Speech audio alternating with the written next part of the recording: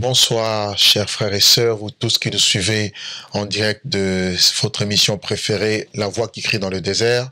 C'est votre serviteur, Douglas Kyungeka, et je suis très heureux de partager ce moment avec vous. Ce matin, en ce jour, Dieu m'a mis à cœur un message pour l'Église. Et bien avant d'entrer dans le vif du sujet, je vous invite à la prière. Tendre Père, je te dis merci. Merci pour cette opportunité que tu nous donnes de pouvoir partager ta parole par les médias. Et nous prions, Seigneur, que cette parole soit inspirée de ton esprit. Je demande, Seigneur, ton onction. Je demande ton inspiration afin qu'elle soit esprit et vie dans les oreilles et dans le cœur de toutes les personnes qui l'entendront et qu'elle apporte, Seigneur, un réel changement par la puissance de l'Esprit de Dieu. Prends le contrôle de toutes choses. Au nom de Jésus-Christ, je t'ai ainsi prié. Amen.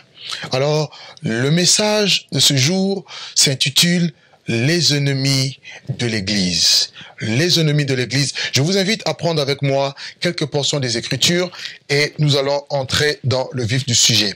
Le premier texte que nous allons prendre, c'est dans le livre de Matthieu, au chapitre 7, le verset 24 au verset 27. Je vais lire. « C'est pourquoi quiconque entend ces paroles que je dis et les met en pratique sera semblable à un homme prudent qui a bâti sa maison sur le roc. La pluie est tombée, les torrents sont venus, les vents ont soufflé et se sont jetés contre cette maison et elle n'est point tombée parce qu'elle était fondée sur le roc.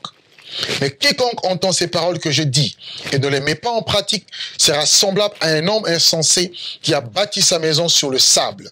La pluie est tombée, les torrents sont venus, les vents ont soufflé et ont battu cette maison et elle est tombée et sa ruine a été grande. » Ici, le Seigneur Jésus-Christ est venu auprès de son peuple, les enfants d'Israël. Il va leur donner toute une série d'enseignements, de paroles, commençant par les béatitudes dans Matthieu chapitre 5. Heureux les pauvres en esprit, heureux ceux qui procurent la paix. Et en conclusion, il leur dit, quiconque entend les paroles que je dis et qui les met en pratique, il sera semblable à un homme prudent qui a bâti sa maison sur le roc. Il s'est d'abord adressé à Israël qui devait avoir pour fondement le roc ou encore le rocher. Si vous lisez dans le livre de Ésaïe au chapitre 26, allons-y rapidement, dans le livre de Ésaïe chapitre 26, là on nous décrit qu'est-ce que le rocher. Ésaïe 26, le verset 4 nous dit « Confiez-vous en l'Éternel à perpétuité, car l'Éternel est le rocher des siècles. » Donc, on nous dit dans Ésaïe 26, verset 4, que l'Éternel, Dieu et sa parole, c'est le rocher des siècles. Et quiconque prend le rocher comme appui ne sera jamais dans la confusion. Et Israël n'est pas resté une nation solide, soudée, tout simplement parce que Israël, en tant que nation choisie par Dieu, une nation sainte et un royaume de sacrificateurs, n'a pas mis les paroles de notre Dieu en pratique. Moïse, déjà, à l'époque, avait donné toute une série de lois, une série de commandements qu'Israël devait mettre en pratique. Mais malheureusement, à cause de sa désobéissance, Israël a été rejeté par Dieu. Christ étant venu, il a été d'abord envoyé aux brebis perdues de la maison d'Israël. Il voulait reconstituer Israël comme étant une nation. Lui-même le dira. Jérusalem, Jérusalem qui tue les prophètes. Combien de fois ai-je voulu rassembler tes enfants comme une poule rassemble ses poussins sous ses ailes, mais tu ne l'as pas voulu. Voyez, donc Christ était venu pour redonner espoir à la nation d'Israël. Cette lumière, il est dit dans Jean 1, la lumière est venue chez les siens, mais les siens ne l'ont pas reçue parce que beaucoup ont entendu parler de cette parole. Beaucoup parmi les enfants d'Israël avaient la loi, mais ne la mettant pas en pratique, ils sont passés à côté de l'essentiel. Alors ici, Christ va parler de deux maisons. Et avant de parler de maisons, il nous parle d'abord des fondements de ces maisons. Il dit une personne va bâtir sur le roc parce qu'elle entend les paroles de Dieu et elle les met en pratique. Et une autre personne va entendre les paroles et ne va pas les mettre en pratique. Donc la différence, ce n'est pas se situe plutôt au niveau de la mise en pratique de la parole de Dieu.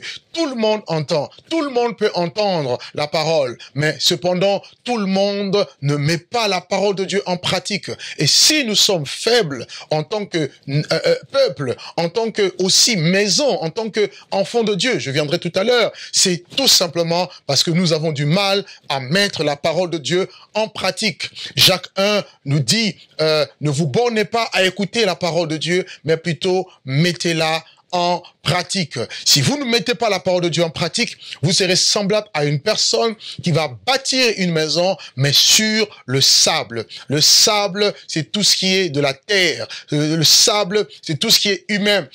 Le sable peut représenter la philosophie des hommes. Le sable peut représenter la doctrine des hommes. Le sable peut représenter tout ce qui vient, tout ce qui est le produit de l'humanité, de la terre, vous voyez. Et malheureusement, la terre ne peut pas résister aux intempéries, face aux ennemis, parce que toute maison fera face à toutes sortes d'oppositions venant de la part de l'ennemi. Israël est tombé tout simplement parce que Israël n'a pas mis la parole de Dieu en pratique. Et Paul en parle dans Romains 11. Il dit une grande partie d'Israël est tombée dans l'endurcissement jusqu'à ce que la totalité des païens soit sauvée.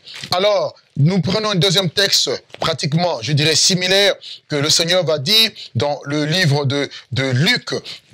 Luc au chapitre 6, le verset 46 au verset 49. Jésus-Christ répète la même chose. Il dit, pourquoi m'appelez-vous Seigneur, Seigneur, et ne faites-vous pas ce que je dis? Je vous montrerai à qui est semblable tout homme qui vient à moi et qui entend mes paroles et le met en pratique. Il est semblable à un homme qui a bâti une maison, a creusé profondément et a posé le fondement sur le roc. Une inondation est venue et le torrent s'est jeté contre cette maison sans pouvoir l'ébranler parce qu'elle était bien bâtie. Et il continue, mais celui qui entend mes paroles, qui entend et ne met pas en pratique est semblable à un homme qui a bâti une maison sur la terre sans fondement. Et le torrent s'est jeté contre elle, aussitôt elle est tombée et la ruine de cette maison a été grande. Donc il y a des personnes, il y a des maisons qui sont bâties sur la terre sans fondement. Il parle de la première maison qui, avant d'être bâtie, on prend d'abord le soin de creuser. Et quand on parle de creuser, c'est-à-dire on essaie d'aller en profondeur. On essaie d'établir le fondement sur un fondement rigide et solide, afin que la maison puisse être bien bâtie, solidifiée, parce que elle sera confrontée forcément aux intempéries. Bien-aimés dans le Seigneur, il est l'heure et il est important que nous puissions comprendre que, en tant que maison, nous devons avoir des bons fondements. Dans 1 Corinthiens chapitre 3, verset 11, Paul dit, personne ne peut poser un autre fondement que celui qui a été posé, à savoir Jésus-Christ. Vous savez, Jésus-Christ doit être le fondement de tout enfant de Dieu. Jésus-Christ doit être le fondement de tout ministère. Jésus-Christ doit être le fondement de tout ménage, de toute famille. Jésus-Christ doit être le fondement de tous les couples. Et il doit aussi être le fondement de l'Église. Si aujourd'hui les choses ne vont pas, c'est tout simplement parce que principalement le fondement, le choix de notre fondement n'est pas bon. Dans Psaume 127, le verset 1er, il est dit, si l'Éternel bâtit une maison, ceux qui la bâtissent travaillent en vain. Les pharisiens ont voulu bâtir, mais ils ont rejeté la pierre. Pierre plutôt dira que Christ est la pierre qu'ont rejeté vous qui bâtissez, mais qui maintenant est devenue la principale de l'angle. Il n'y a de salut en aucun autre nom. Donc, vous ne pouvez pas bâtir quelque chose de solide, d'inébranlable et d'éternel sans vous référez sur le fondement inébranlable qui est Jésus-Christ. La raison pour laquelle, parce qu'Israël avait bâti sur le sable. Israël avait annulé la parole de Dieu. au profit de leur tradition. Christ leur répond, il leur dit, vous avez annulé la parole de Dieu au profit de votre tradition. Et il va leur montrer une autre voie, c'est-à-dire, il va mettre en place une autre structure, un édifice qui sera éternel, que le port de l'enfer ne pourront pas détruire. Et dans le livre de Matthieu, si vous prenez avec moi Matthieu au chapitre 16, Matthieu chapitre 16, et nous allons lire le verset 18. Pour la toute première fois, Jésus-Christ va parler de l'Église. Il va prophétiser sur cette maison qu'il allait mettre en place. Il dit ceci, « Et moi je te dis que tu es Pierre, et sur ce roc, je bâtirai mon Église, et les portes du séjour de mort ne prévaudront point contre elle. » Le Seigneur va poser d'abord une question cruciale, une question importante à ses disciples qui le suivaient. Qui dites-vous que je suis? Qu'est-ce que les gens disent de moi? Il y en a qui vont répondre en disant, certains disent que tu es Jean-Baptiste, d'autres tu es Jérémie, d'autres disent que tu es Élie ou l'un des prophètes. Et le Seigneur, se retournant vers le sien, va leur poser la question, et vous, qui dites-vous que je suis? Et au même instant, Pierre aura la révélation du Père en disant « Tu es le Messie, le Fils du Dieu vivant ». Il donne la réponse sur la mission même de Christ, qui il était. Il révèle son identité à la face d'Israël. « Tu es le Messie attendu ». Et Christ se tournant vers lui et lui dira « Tu es heureux, Simon, fils de Jonas, parce que ce ne sont pas la chair et le sang qui t'ont révélé ces choses, mais c'est mon Père qui est dans les cieux. » Et aussitôt après avoir ainsi parlé, le Seigneur va dire à Pierre, « Et moi je te dis que tu es Pierre, je te dis que tu es Pierre, et sur ce roc, moi Jésus, je bâtirai mon église, et les portes du séjour de mort ne prévaudront point contre elle. » Alors, remarquons ici les choses que le Seigneur lui-même va énumérer, qui vont constituer le fondement de l'église de Jésus. Parce qu'il y a église et église.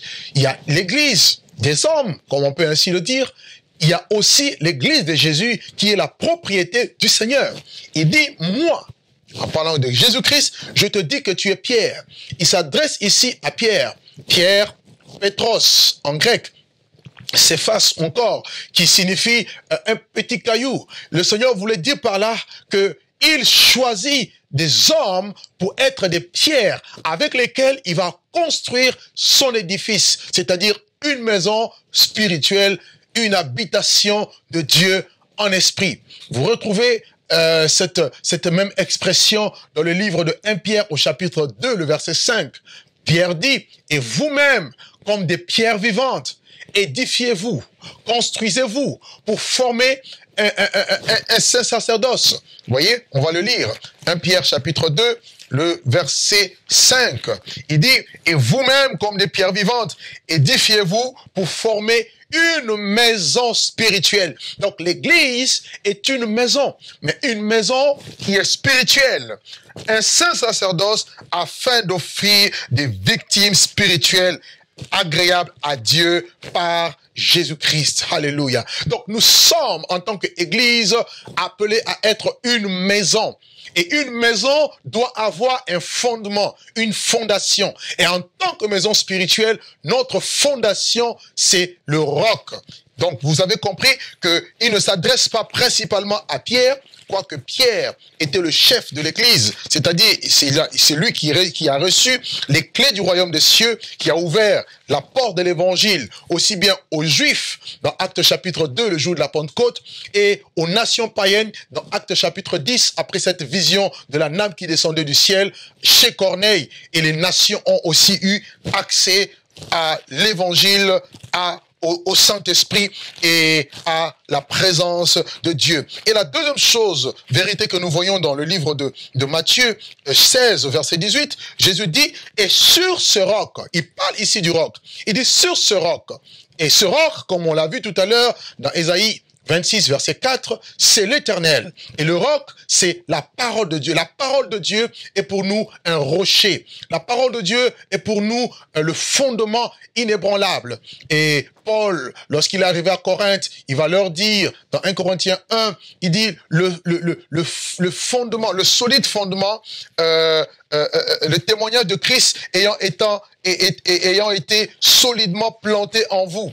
Quand Paul est arrivé à Corinthe, il va prêcher Christ, il va prêcher la prédication de la croix, il va prêcher la croix, et il dit dans 1 Corinthiens 1, le verset 6, le témoignage de Christ ayant été solidement établi parmi vous. Il a pris le temps de parler de Christ. Il a pris le temps de parler de la parole de Dieu, de l'évangile du royaume sur lequel était basée la foi de Corinthiens. Il leur dit plus loin, dans 1 Corinthiens 2, à partir du verset 4, il dit « Et ma parole et ma prédication ne reposaient pas sur des discours persuasifs de la sagesse, mais sur une démonstration d'esprit et de puissance, afin que votre foi soit fondée, non sur la sagesse des hommes, mais sur la puissance de Dieu. » Il y a des gens qui ont basé leur foi sur la sagesse des hommes, sur la philosophie des hommes. Mais malheureusement, lorsque les hommes arrivent à faillir, à tomber, à les décevoir, leur foi aussi s'écroule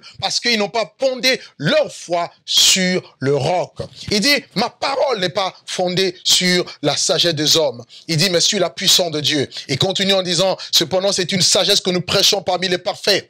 Sagesse qui n'est pas de ce siècle, qui vont être réduits à l'impuissance. Alléluia. Oh, j'aime cette parole. Il dit, mais nous prêchons la sagesse de Dieu, mystérieuse et cachée, que Dieu, avant des siècles, avait prédestinée pour notre gloire.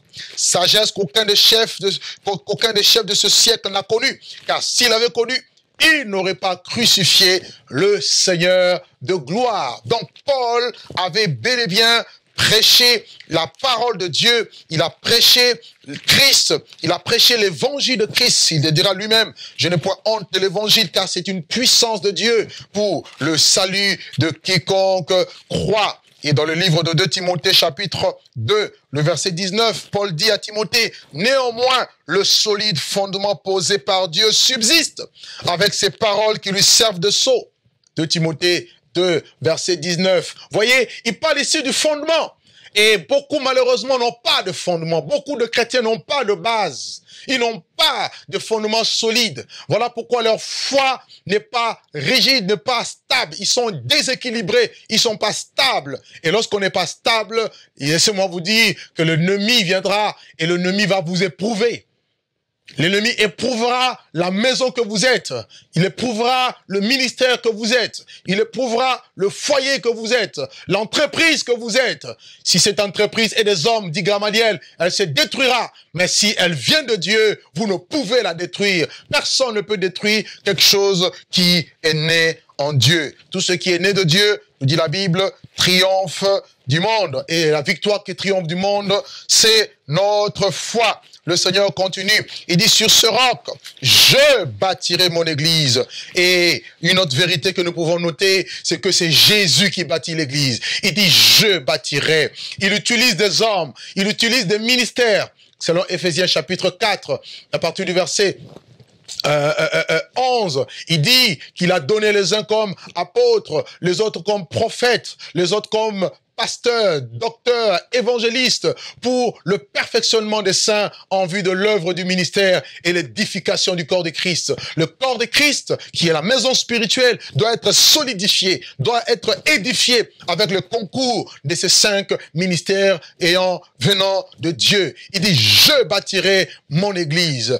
Et une autre vérité que nous voyons, il dit bien que l'église, c'est sa propriété. Il dit, c'est mon église. Ça veut dire, c'est mon ecclésia. Le mot église veut dire ecclésia, appelé hors du monde. Ce n'est pas le but de notre prédication. Et cette église est sa propriété. Il dit, celui qui vous touche, touche la prunelle de son œil. Et cette église lui appartient. La raison pour laquelle, lorsque Paul, il est autrefois Saul de Tarse, était en train de persécuter les premiers chrétiens, l'église de Jérusalem, le Seigneur va se révéler à lui et le Seigneur lui dira, Saul, Saul, pourquoi me persécutes-tu? Alors que Jésus-Christ était déjà assis à la droite de la majesté divine dans le lieu céleste, mais lorsqu'on a touché à son corps, à sa maison, il a fini par réagir. Il n'a pas dit, pourquoi persécutes-tu mon église? Il dit, pourquoi me persécutes-tu? Nous sommes fiancés à Jésus-Christ et nous lui appartenons. Et dans le livre de Actes, au chapitre 20, le verset 28, Paul nous dit quelque chose de très important. Il dit, prenez donc garde à vous-même et à tout le troupeau sur lequel le Saint-Esprit vous a établi évêque pour paître l'église du Dieu vivant, qu'il s'est acquise par son propre sang. Alléluia. La Bible nous dit ici que Christ a acquis l'église par son sang. En mourant à la croix, lorsqu'il a été percé, le sang a coulé, l'eau est sortie de lui pour donner naissance à cette église. De la même manière que Dieu a endormi Adam dans Genèse pour retirer Ève, sa femme, de la même manière, Christ, en mourant à la croix, il a connu un sommeil et par sa résurrection, l'église est née. Alléluia. L'église, c'est la femme de l'agneau. L'église, c'est l'épouse de Jésus-Christ. L'église, c'est une propriété de Jésus-Christ. Et Paul, en parlant du mystère du mariage dans Éphésiens 5, il dit ce mystère est grand. Je le dis par rapport à Christ et à l'église. Donc, Christ est le chef de l'église. Christ est le propriétaire de l'église. Donc, c'est un abus de langage lorsque nous entendons des expressions telles que c'est mon église. Dire plutôt, c'est l'église sur laquelle Dieu m'a établi évêque, responsable ou l'ange de l'église. Oui, mais l'église n'est pas la propriété d'une personne. Aucune âme n'appartient à un homme. Nous appartenons tous à Jésus-Christ, le souverain berger. Il dit, je bâtirai mon église et alors les portes du séjour des morts ne prévaudront point contre elle. Les portes du séjour des morts. Il est question du Hadès. Le Hadès ou encore le Sheol, l'enfer, les puissances infernales. Et on nous parle des portes de l'enfer, qui ne prévaudront point contre l'église de Jésus-Christ. Donc, nous voyons par là une guerre entre la maison de Dieu et les portes du séjour de mort. Et souvenez-vous du texte que nous avons pris, Jésus-Christ a dit que les deux maisons seront fondées, une sur le sable, l'autre sur le roc, et connaîtront quoi? Connaîtront trois influences. Il va y avoir la pluie, il va y avoir les torrents, et il va y avoir les vents. Et ces trois choses ne viennent pas pour bâtir l'église. Au contraire, elles viennent, ces choses, pour détruire l'église. Mais la différence, c'est lorsque nous sommes fondés sur le roc, c'est là que nous résistons. C'est là que nous tenons ferme. Alléluia. Et c'est ça qui est très important. Jésus-Christ, plutôt, Ésaïe nous dit quoi? Dans le livre d'Ésaïe 59, le verset 19, il dit, on craindra le nom de l'Éternel depuis l'Orient jusqu'à l'Occident. Et quand l'ennemi viendra comme un fleuve, l'Esprit de l'Éternel le mettra en fuite. Donc, l'ennemi se jette contre les enfants de Dieu comme un fleuve. Il vient comme un torrent. C'est un ennemi. La pluie ici, ce n'est pas symbole de bénédiction. La pluie ici, c'est symbole d'ennemi, des intempéries qui viennent pour détruire. Et ce sont les portes de l'enfer. Les portes de l'enfer sont l'ennemi principal, je dirais, le principal ennemi de l'Église. Donc le diable utilise la mort, le diable utilise le séjour de mort pour combattre l'Église. Mais j'ai une bonne nouvelle à annoncer à tout enfant de Dieu. La Bible dit dans le livre de 1 Corinthiens 15, « Ô mort, où est ta victoire? Ô mort, où est ton aiguillon? » Oui, Christ a vaincu la mort. Jésus-Christ est sorti de la mort victorieux. Jésus-Christ a détruit celui qui avait la puissance de la mort. Alléluia. Hébreux 2,14 nous dit, comme les enfants participent à la chair et au sang, il y a également participé lui-même, de sorte que par la mort, il rende impuissant celui qui avait la puissance de la mort, c'est-à-dire le diable. Celui qui avait la puissance de la mort, le diable, a été rendu impuissant. Donc l'Église est née dans la victoire et cette Église doit conserver la victoire par Jésus-Christ. Donc nous n'avons pas à avoir peur de la mort. Le diable va attaque et attaquera davantage l'Église. Je parle ici des enfants de Dieu. L'Église, ce n'est pas d'abord un bâtiment. Un bâtiment, c'est un lieu de rencontre. Mais l'Église, c'est des hommes, une maison spirituelle, une habitation de Dieu en esprit. Alléluia. Et ces intempéries, les portes de ces jours de mort n'auront pas le dessus. Ils viendront, ils attaqueront, ils attaquent et attaqueront, mais ils n'auront pas le dessus. C'est ça la bonne nouvelle. La Bible dit qu'ils l'ont vaincu à cause du sang de l'agneau et à cause de la parole de leur témoignage. Et qu'est-ce que cela représente? Les portes du séjour de mort qui attaquent l'Église. Il est très difficile de voir le diable avec des cornes et une queue entrer dans l'Église et attaquer. Parce que c'est un esprit. Paul dit, ces hommes-là sont des faux apôtres, déguisés en ministres de Christ. Et vous le reconnaîtrez à leurs œuvres. Donc le diable utilise et utilisera beaucoup des hommes qui peuvent aussi apporter la parole de Dieu. Parce qu'il va se déguiser. Lui étant ténèbres, il va se déguiser en ange de lumière dans le but d'attaquer, de détruire l'Église. Et je vais vous montrer dans les Écritures ces moyens d'opération. Il est très rusé. N'oublions pas, Paul dit aux chrétiens de Corinthe dans 2 Corinthiens 11, de même que le serpent séduisit Ève par sa ruse, je crains que vos pensées ne se corrompent et ne se détournent de la simplicité à l'égard de Christ.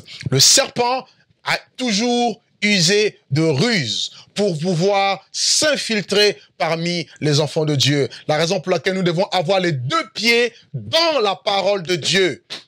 Autrement dit, nous passerons à côté de l'essentiel.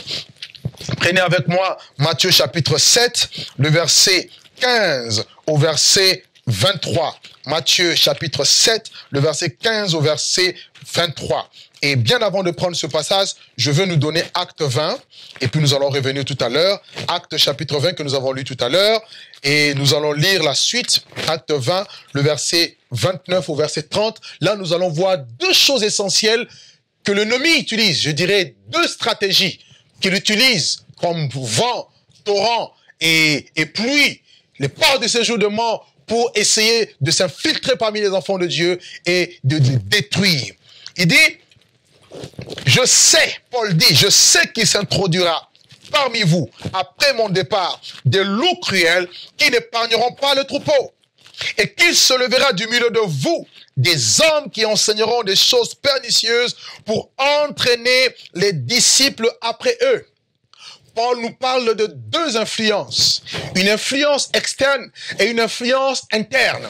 Il dit, il va y avoir des loups cruels, des loups qui viennent de l'extérieur et qui vont s'introduire du milieu de vous. Et qu'est-ce qu'ils vont faire? Ils n'épargneront pas le troupeau. Ils vont chercher à détruire le troupeau de l'intérieur. Et deuxièmement, il dit, il se levera du milieu de vous des hommes qui vont enseigner des choses pernicieuses pour entraîner les disciples après eux. Leur but, ce n'est pas d'entraîner les disciples après Jésus, mais leur but, c'est de les entraîner après eux. C'est-à-dire, ils ont d'autres ambitions. Ils n'ont pas le cœur de Dieu. Paul pleurait en disant, je vous ai annoncé tout le conseil de Dieu. Et Christ nous a parlé de ces loups. Dans Matthieu 7, 15, au verset 23, il dit, gardez-vous des faux prophètes. Donc les loups, ce sont des faux prophètes. Ce sont les faux pasteurs. Ce sont les faux apôtres. Comme 2 Corinthiens 11 le dit. Ce sont des faux docteurs, des faux enseignants, des faux frères. On va le voir tout à l'heure. Gardez-vous de faux prophètes. Ils viennent en vous en vêtements de brebis, mais au-dedans, ce sont des loups ravisseurs. Ils viennent en vêtements de brebis. Ils ont une apparence d'un enfant de Dieu, des brebis du Seigneur. Jésus dit, mes brebis entendent ma voix et me suivent. Mais eux, ce ne sont pas des brebis, mais ce sont des loups. Et ils viennent dans le but de vous ravir. Il dit, vous les reconnaîtrez à leurs fruits. Vous ne les reconnaîtrez pas à leurs dons spirituels. Parce qu'on verra tout à l'heure les dons. Mais vous les reconnaîtrez à leurs fruits. Quel fruit? Le fruit de l'esprit. Si quelqu'un n'a pas le fruit du Saint-Esprit, il n'appartient pas à Dieu. Si quelqu'un n'a pas l'esprit de Christ, il ne lui appartient pas. comment reconnaître que quelqu'un est de Dieu? C'est d'abord par les fruits du Saint-Esprit. L'amour, la joie, la paix, la patience, la bienveillance, la maîtrise de soi. Galates chapitre 2, 5, le verset 22. Galates chapitre 5, le verset 22 nous en parle. Mais vous avez beaucoup de personnes qui ont des dons, mais qui n'ont pas le fruit du Saint-Esprit. Vous les reconnaîtrez à leurs fruits. Cueille-t-on des raisins sur des épines ou des figues sur des chardons? Tout bon arbre portera de bons fruits. Mais le mauvais arbre porte de mauvais fruits. Quand vous avez affaire aux hommes qui sont conflictuels, quand vous avez affaire à des personnes qui peuvent facilement dépouiller les gens, quand vous avez affaire à des personnes qui n'ont pas l'amour pour les âmes pour lesquelles le Seigneur est mort à la croix et qui voient leur intérêt, qui voient leur notoriété, leur succès, ils veulent être adulés, ils n'ont pas le fruit de Dieu. Ils n'ont pas le cœur des serviteurs. Jésus est venu pour servir et non pour être servi. Regardez aux fruits et ne regardez pas aux dons. Parce que les dons sont trompeurs. Les dons peuvent tromper. Un bon arbre ne peut pas porter de mauvais fruits. Sauf que lorsque quelqu'un porte de mauvais fruits, cela veut dire qu'il est un mauvais arbre. Il dit un mauvais arbre ne porte pas de bons fruits. Tout arbre qui ne porte pas de bons fruits est coupé et jeté au feu. Tous les loups seront coupés, ils seront arrachés. Dieu leur laisse le temps. Et s'ils ne se répandent pas, ces races de vipères, ils seront arrachés et jetés dans le feu. Et c'est donc à leurs fruits que vous les reconnaîtrez. La Bible nous dit, Jésus-Christ insiste là-dessus, c'est à leurs fruits, enfants de Dieu. Regardez les fruits que vous portez. Regardez les fruits que portent les prédicateurs qui vous annoncent l'évangile. Regardez les fruits de ceux qui se disent envoyés de Dieu. Et laissez-moi vous dire, je n'ai jamais vu jusqu'à l'heure actuelle un homme qui vient prêcher l'évangile qui dit « Je m'appelle faux prophète tel ». Ça n'existe pas. Je m'appelle faux pasteur. Tout le monde dit qu'il est vrai. Tout le monde a vu Jésus. Tout le monde a rencontré le Seigneur. Tout le monde. Mais cependant, il y a des dégâts. Alors, où la vérité? Ceux qui me disent « Seigneur, Seigneur » n'entreront pas tous dans le royaume des cieux, mais seulement celui qui fait la volonté de mon Père qui est dans les cieux. Plusieurs me diront en ce jour-là « Seigneur, Seigneur, n'avons-nous pas prophétisé par ton nom? N'avons-nous pas chassé des démons par ton nom?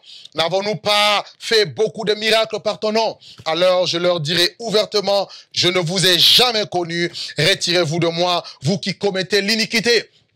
Et regardez ici, ces loups, ils connaissent, ils savent ce que les brebis aiment. Les brebis aiment en général les prophéties, les brebis aiment en général les délivrances, et les brebis aiment en général les guérisons.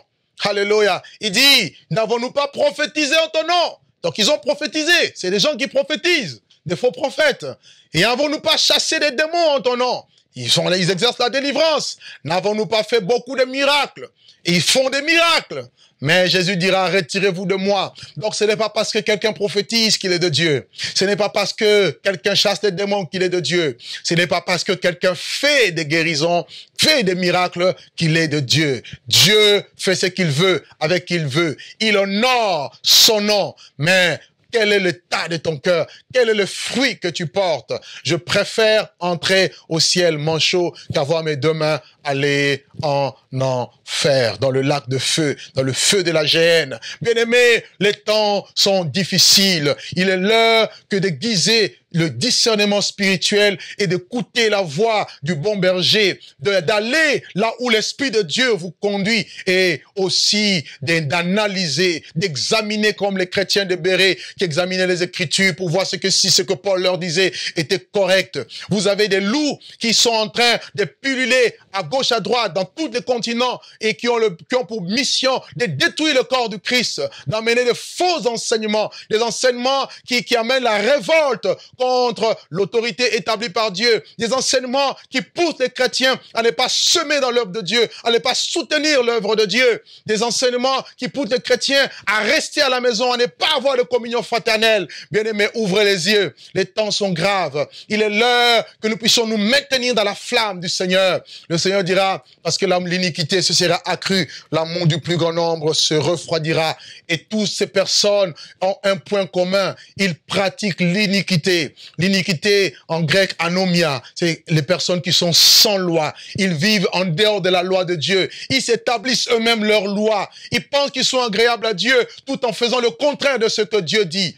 Alors laissez-moi vous dire, avant d'être ministre de Dieu, avant d'être prédicateur, vous êtes d'abord chrétien. Je préfère être un bon chrétien plutôt qu'un mauvais ouvrier. Alléluia. Que Dieu soit béni. Il y a des loups qui se lèvent. Il y a des loups qui viennent et qui essaient d'enseigner des choses pernicieuses.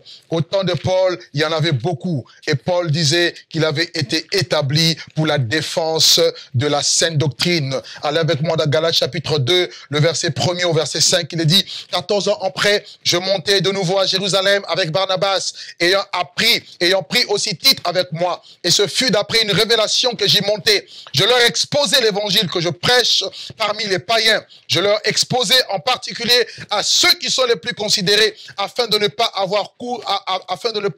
courir ou avoir couru en vain. Mais Tite qui était avec moi et qui était grec ne fut même pas contraint de se faire circoncire. Et suivez le verset 4.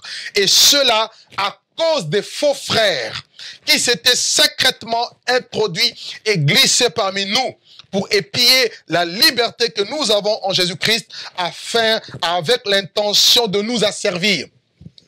Paul parle ici des faux frères qui se sont, je dirais, infiltrés. Voyez, ils se sont introduits secrètement et ils se sont glissés parmi les enfants de Dieu dans un but, les épier, les surveiller, les contrôler et aussi de leur liberté. N'oubliez pas, Galates 5 nous dit, c'est pour la liberté que Christ nous a affranchis. Alléluia. Prenez garde pour ne plus tomber sous le joug de la servitude. Ils ont pour mission de vous asservir, de vous contrôler, de vous mettre en prison, de vous exploiter. Je reviendrai sur cette expression tout à l'heure. Ils vont vous exploiter. Ils vont utiliser des paroles douces et trompeuses. Ils vont vous donner l'impression que tout le monde est mauvais, sauf eux. Ils vont pas le dire, mais dans leur langage indirect, ils vous font savoir, il n'y a pas la vérité ailleurs. C'est eux qui détiennent la vérité. C'est faux, frère.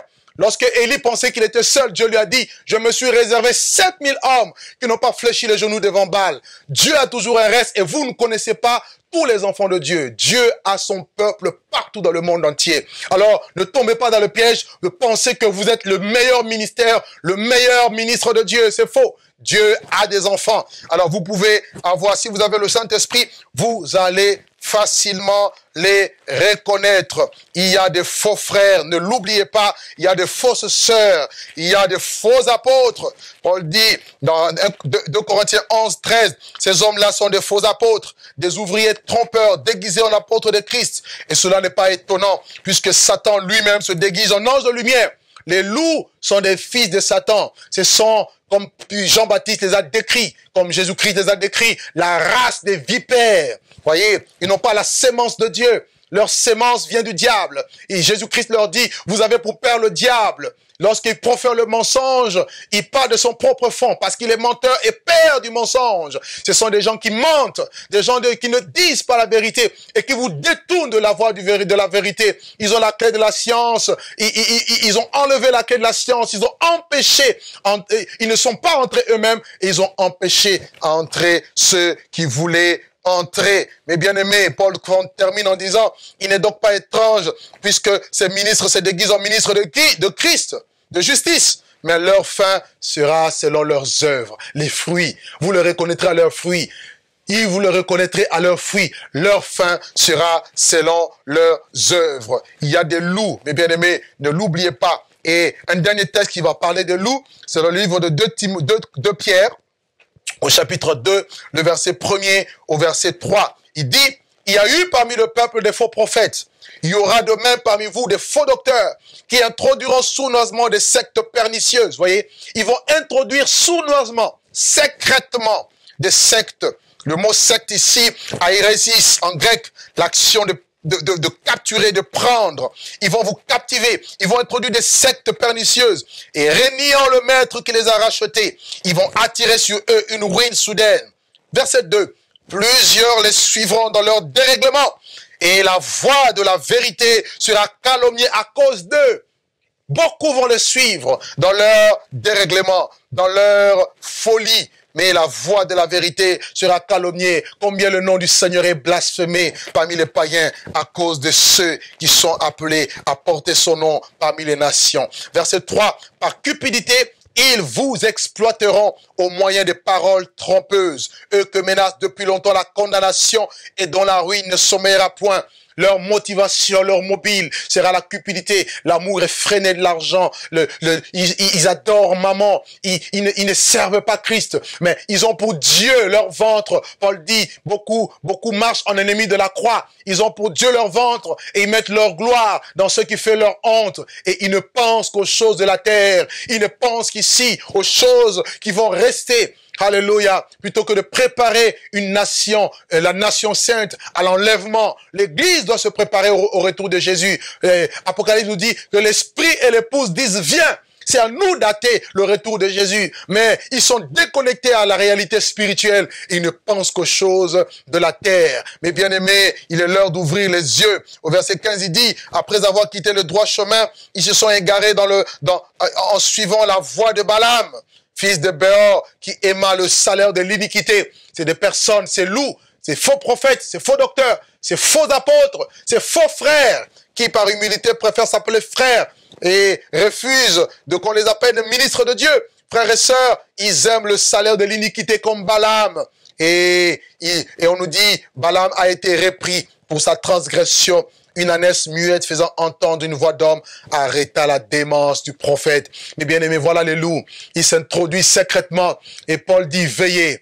Et je dis à tous les ministres, aux anges que Dieu a placés dans chaque église, veillez. Il y a beaucoup de loups aujourd'hui qui viennent masqués. Ils peuvent chercher à vous approcher, à vous miroiter des choses. Veillez. Ayez le discernement spirituel. Dieu vous a confié un troupeau, une charge. Veillez sur ce troupeau pour qu'il ne soit pas détruit. Beaucoup de chrétiens aujourd'hui écoutent des messages sur Internet et l'Internet c'est réellement le monde du diable et tout le monde dit, fait n'importe quoi et voilà comment beaucoup sont déstabilisés parce que ils ne suivent plus la voie de la vérité. Alléluia. Et deuxième chose, Paul parlait des hommes qui vont se lever au milieu de vous et qui vont enseigner des choses pernicieuses. Je vais nous donner juste deux textes et nous allons nous arrêter. Paul dit dans le livre de Colossiens 2, le verset 8, il dit « Prenez garde que personne ne fasse de vous sa proie par la philosophie et par une vaine tromperie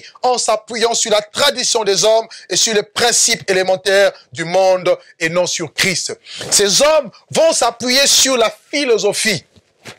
Je parlerai prochainement sur la séduction par la philosophie. Et je vais vous détailler un peu qu'est-ce que cela engendre, cette séduction par la philosophie. Ils vont s'appuyer sur la philosophie, un monde de pensée, une certaine sagesse, mais qui n'est pas la sagesse qui vient de Dieu. La sagesse de Dieu, elle est pacifique, modérée, conciliante et exempte de duplicité, d'hypocrisie. Mais la sagesse des hommes, elle amène des querelles, elle amène des problèmes, elle amène toute forme de division, toute forme de mauvaises choses, de désordre, voyez-vous. Et ces personnes viennent avec une forme de sagesse qui est fondée sur les principes du monde.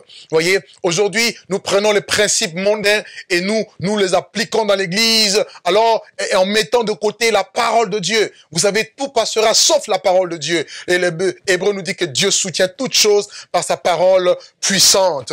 Et il y avait à l'époque, si nous allons dans le contexte historique, vous allez voir qu'il y avait cette courant de pensée qu'on appelait la gnose. La gnose, c'était cette connaissance qui était réservée aux initiés. Et Paul voulait parler de cette gnose parce qu'il y avait beaucoup de gnostiques à l'époque avec Marcion qui avait mis cela en place et qui a malheureusement commencé à séduire beaucoup de chrétiens. Il y a eu des gens qui se sont infiltrés dans l'église, qui étaient de l'intérieur et qui commençaient à enseigner de mauvaises choses.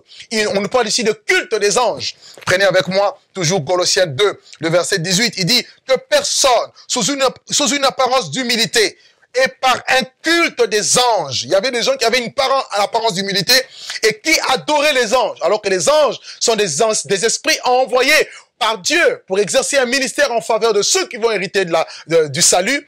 Et beaucoup ont commencé à les adorer. à les invoquer. On n'invoque pas un ange, on invoque le nom du Seigneur et le Seigneur envoie les anges. Alléluia. Et malheureusement, beaucoup de personnes commençaient à adorer les anges. Rappelez-vous lorsque Jean d'Apocalypse a voulu se prosterner devant l'ange, l'ange lui a dit, ne te prosterne pas devant moi, adore Dieu. Le témoignage de Jésus, c'est l'esprit de la prophétie. Tu te prosterneras que devant le Seigneur. Il dit que personne, sous une apparence d'humilité et par un culte des anges, ne vous ravisse à son gré le prix de la course, tandis qu'il s'abandonne à ses visions, étant enflé d'un vain orgueil par des pensées charnelles, sans s'attacher au chef dont tout le corps assisté et solidement assemblé par des jointures et des liens tire l'accroissement que Dieu donne.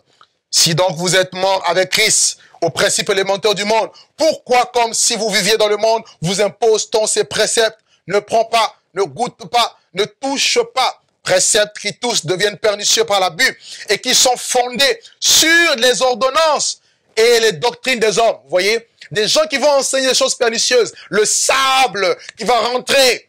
Et lorsque le fondement c'est le sable, comment voulez-vous résister aux intempéries? Comment voulez-vous être équilibré, fondé? Comment voulez-vous ne pas vaquer, emporter à tout vent des doctrines? Il y a des doctrines qui pullulent. Comment être stable, bien-aimé? Alléluia. Il y a eu des ordonnances des hommes, il y a eu des doctrines des hommes. La Bible dit au verset 23, ils ont en effet une apparence de sagesse, vous voyez? Ces gens qui paraissent trop sages. Ils ont trop étudié, quoi, vous comprenez? Ils ont trop d'expérience. Et leur expérience, malheureusement, supplante la parole de Dieu. Rien ne doit remplacer la parole de Dieu. Aucune expérience humaine n'est au-dessus de la parole de Dieu, de l'autorité de la parole de Dieu. Il dit, ils ont en effet une apparence de sagesse en ce qu'ils indiquent un culte volontaire et de l'humilité et le mépris de corps. Mais cela est sans valeur réelle et ne sert qu'à satisfaire la chair. Mais bien aimé, il y a eu des hommes. L'histoire de l'Église, quand vous lisez l'histoire de l'Église au 1er siècle, au 2e siècle, je vous en parlerai en long et en large, vous allez voir combien il y a eu beaucoup. Même certains parmi de ceux qui sont appelés pères de l'Église ont introduit des hérésies.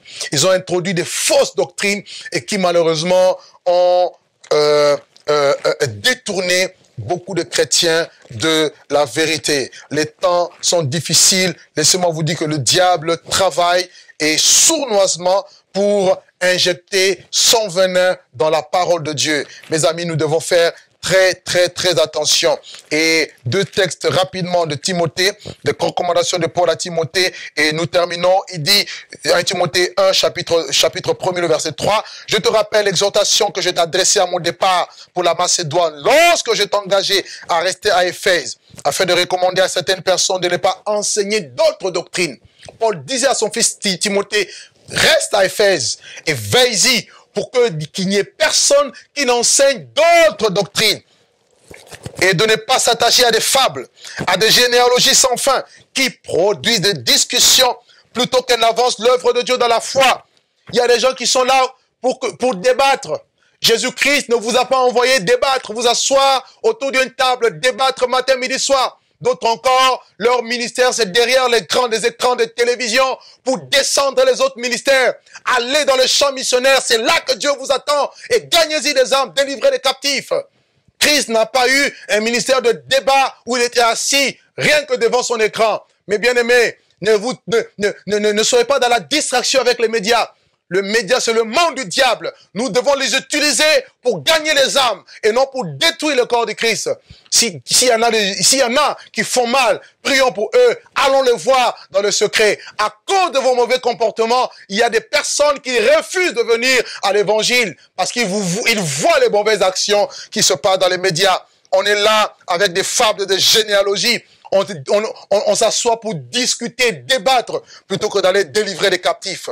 N'oublions pas la mission de l'Église. La moisson est grande, il y a peu d'ouvriers. Le but de cette recommandation, c'est un amour venant d'un cœur pur, d'une bonne conscience et d'une voix sincère. Quelques-uns s'étant détournés de ces choses, se sont égarés dans des vains discours. Vous êtes là avec des vains discours.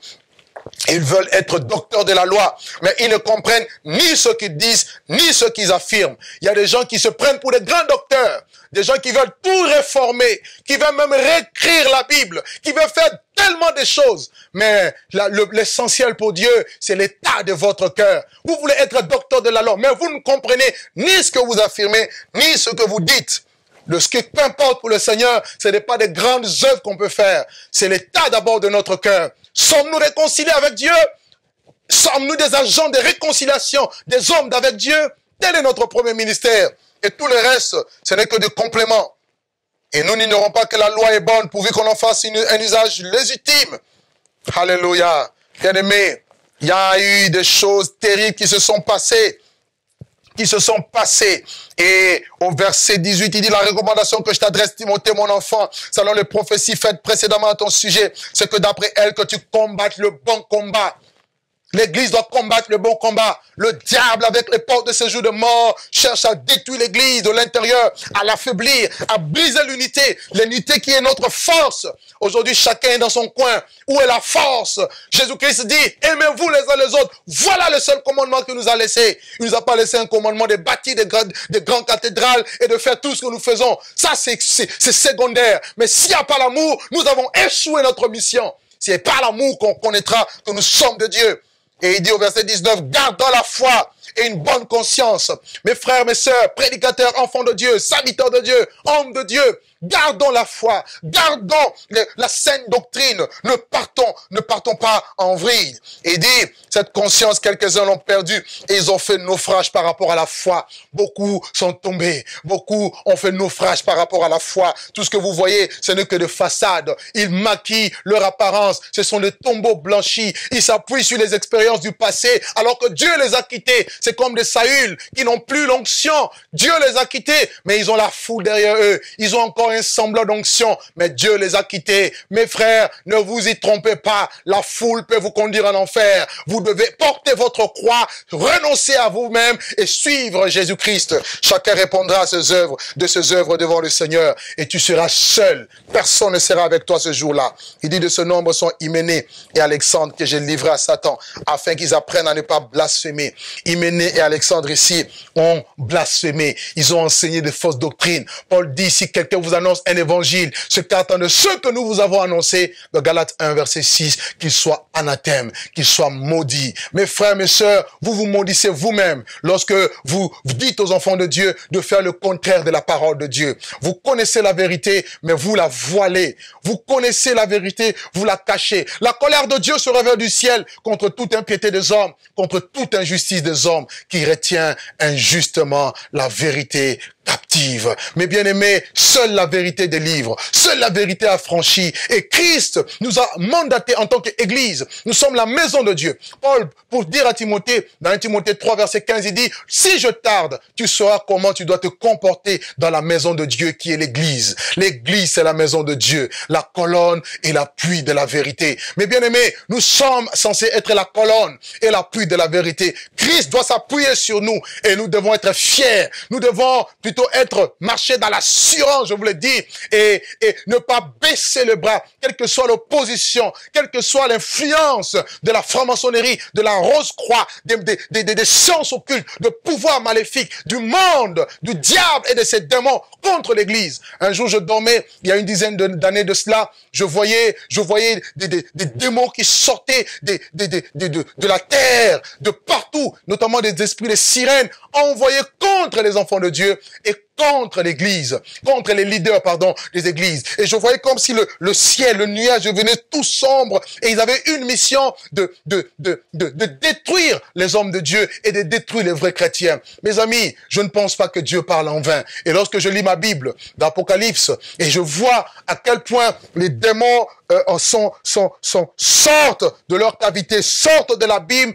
dans le but de faire du mal, de détruire. Mes amis, le diable, c'est le voleur. Et le voleur ne vient que pour dérober, égorger, détruire. Il veut détruire le corps de Christ. Mais laissez-moi vous dire, Christ a versé son sang. Et quoi qu'il arrive, nous retiendrons, nous serons toujours dans la victoire. Jésus-Christ revient chercher une église sainte, sans tache, ni ride et ni ri, avec rien de semblable. Nous devons être irréprochables. Mais bien aimés, nous devons dire non nous devons résister. Ça veut dire, soumettez-vous à Dieu, résistez au diable et il fuira loin de nous. Je veux être de la génération des héros de Dieu, des généraux de Dieu qui bâtissent sur le fondement inébranlable. Si quelqu'un retranche quelque chose de ce livre, sa part sera retranchée. Je ne vais pas retrancher, je ne vais pas ajouter. Aujourd'hui, beaucoup de gens mettent la confusion parmi les enfants de Dieu. Mais bien aimés, nous serons jugés sévèrement. Nous qui annonçons l'évangile, nous qui enseignons la parole, nous qui prêchons la parole de Dieu. La raison pour laquelle nous devons être exemplaires. Nous devons suivre le modèle de Jésus. Il doit rester notre modèle.